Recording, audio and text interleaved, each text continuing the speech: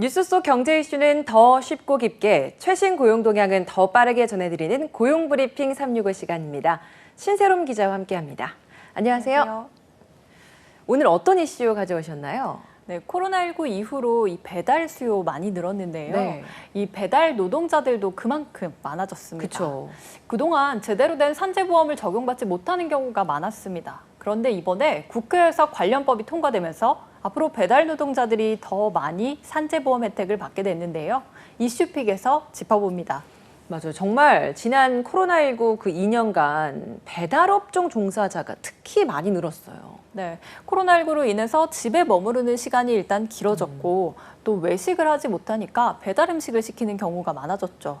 이 배달 수요가 증가하면서 배달 노동자인 라이더도 훌쩍 늘었는데 42만 명이 넘습니다. 배달원 수가 40만 명대에 진입한 건 2013년 관련 통계를 작성한 이래 처음인데요. 코로나19 이전과 비교하면 2년 사이에 22% 넘게 늘어난 겁니다. 이렇게 배달 라이더가 많이 늘다 보니까 실제로 사고 위험도 그만큼 커졌을 것 같고 통계로도 그런 수치가 드러나고 있다면서요? 네, 그게 가장 문제입니다. 이 같은 기간 동안 덩달아서 사고도 늘었다는 겁니다. 2017년 2명이던 배달 노동자 사망 사고는 지난해 9배로 늘었는데요. 네. 물론 산재보험을 인정받은 경우만 집계한 수치입니다. 지난해 이륜차 사고로 숨진 사람이 410명이었던 것을 보면 네. 이 산재보험을 들지 않은 노동자들까지 합치면 실제 배달 노동자 사망 사고는 훨씬 더 많을 것으로 추정되죠. 서울에서 이륜차를 몰다 사고로 숨진 10명 가운데 6명이 배달업 종사자였는데요. 산업재해를 인정받지 못하는 경우가 많습니다. 일을 하다가 이렇게 사고를 당하는 건데 기본적인 산재 보상조차도 받기 어려운 이유가 뭔가요? 네, 지난해 7월에 배달 노동자 산재 보험 가입이 의무화돼서 보험료 납부율이 높아졌는데도 실제 사고가 나면 인정받지 못하는 건 바로 전속성 기준 때문입니다. 네. 이 전속성이라는 건요, 하나의 사업장에서 일정 시간과 소득을 채워야만 근로자 자격이 부여되는 조건인데요. 한 사업장에서 한 달에 115만 원 이상을 벌거나 네. 아니면 93시간 이상 일해야만 보험이 적용되는 겁니다. 근데 사실 배달 일 하시는 분들은 여러 업체에서 일감을 그때그때 단계적으로 받아서 하는 경우가 많잖아요. 맞습니다.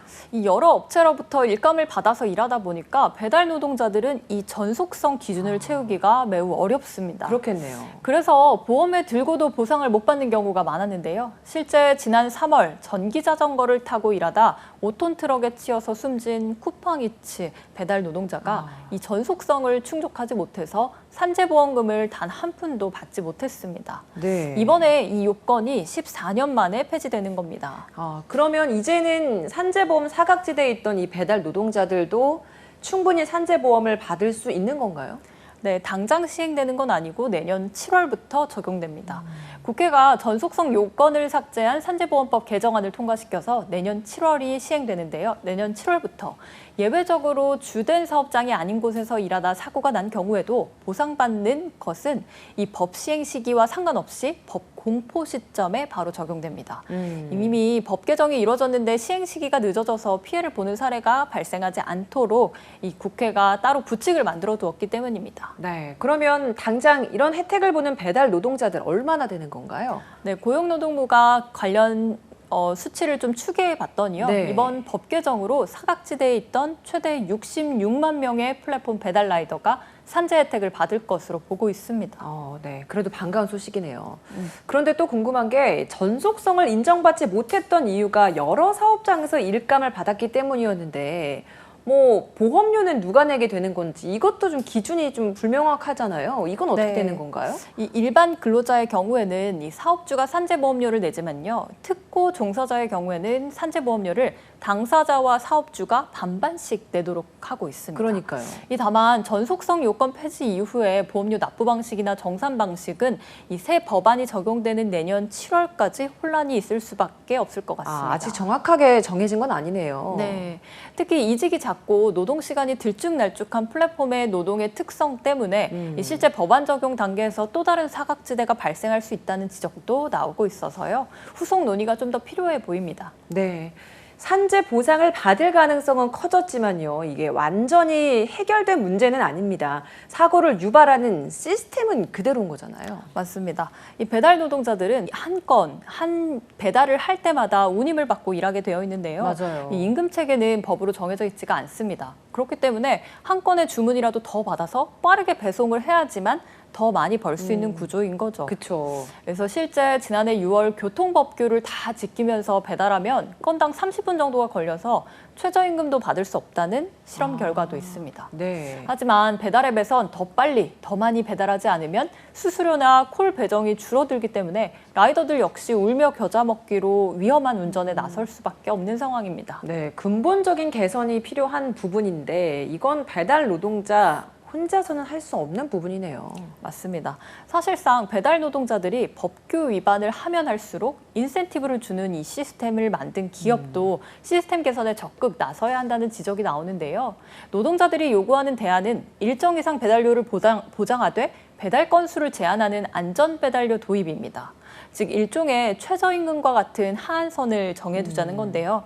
화물 운송 사업자를 상대로 비슷한 안전운임 제도를 실시하면서 졸음운전이나 과적이 줄어들었다는 연구 결과도 있습니다. 네, 한컷 이슈도 보겠습니다. 오늘 한컷 이슈는 어떤 내용인가요? 네, 새벽형이냐 저녁형이냐 이 사람마다 매우 다른데요. 그렇죠. 이 집중이 잘 되는 시간은 다 다르잖아요. 만약에 근무 시간을 개개인마다 선택할 수 있다면 혹시 어떤 시간을 선택하시겠습니까? 굳이 꼭 새벽이어야 되는 거죠? 저는 새벽이냐 저녁이냐를 고르라고 한다면 저녁형이에요. 아침에 새벽에 일어나는 게 너무 힘들더라고요. 맞습니다. 저도 저녁형이에요. 그쵸. 그야말로 저녁형인데 근무 시간을 선택하라고 한다면 또 조금 다르죠. 또. 저녁이 있는 삶을 또 원하는 분들이 그렇죠. 많잖아요. 너무 늦지 않은 시간을 또 선택해야 될 것 같잖아요. 네. 직원들에게 출퇴근 시간을 자율 결정하도록 실험에 나선 곳이 있습니다. 현대 엔지니어링인데요. 직원들의 업무 효율과 워라밸을 위해서 선택적 근로시간제 실험에 나섰습니다.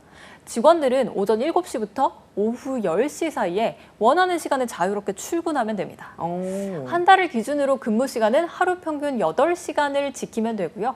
스스로 업무 효율성을 고려해서 시간도 선택할 수 있는 거죠. 직원들 반응이 궁금한데요.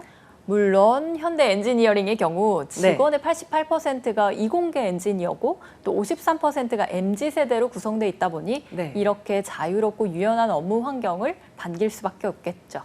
이 직원들의 업무 효율이 더 높다는 의견이 많아서 이런 의견을 반영해서 이 제도가 신설된 거기도 하고요.